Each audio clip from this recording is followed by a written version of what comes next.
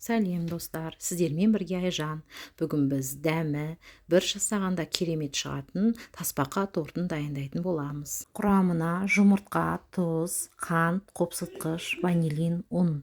Кремге керекті заттар қаймақ, творожный сыр, қант, ұнтағы. Ең алдымен ыдысымызға жұмыртқамызды жарып, құйып аламыз және араластырамыз. Қант, тұз, қопсытқыш, ванилиндеріміз салып араластырамыз.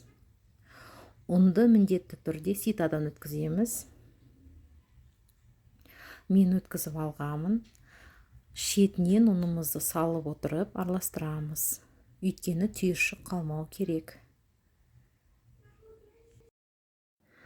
Табаға пергамент салып, печенье қалпында құйып шығамыз. 180 градуста 10-15 минутта пісіреміз. Әркімнің пеші әртүрлі. Соны ұмытпаймыз. Печеньеміз піскенше ыдысымызды алып, творожный сырды салып, жақсылап миксермен араластырып аламыз. Келесі қаймағымызды салып араластырамыз. Менде қаймақ 33%.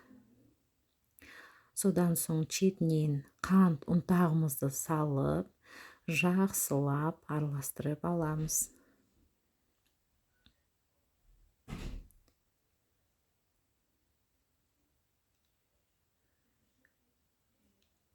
Крем дайын.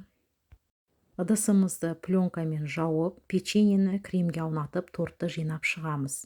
Пленкамен жауып, тоңазытқышқа 3-4 сағатқа қойып қоямыз. 3-4 сағат өткеннен кейін тортымызды алып, қалған кремімізді жағып, әсемдейміз. Сіздер өз қалауларыңызша әсемдеуге болады. Мен осылай жасап шықтым.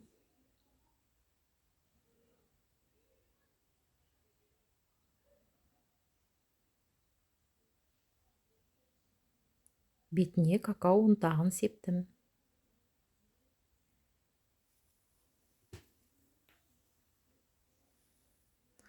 Сіздерге ас болсын. Каналыма жазылып, лайк басып кетіңіздер.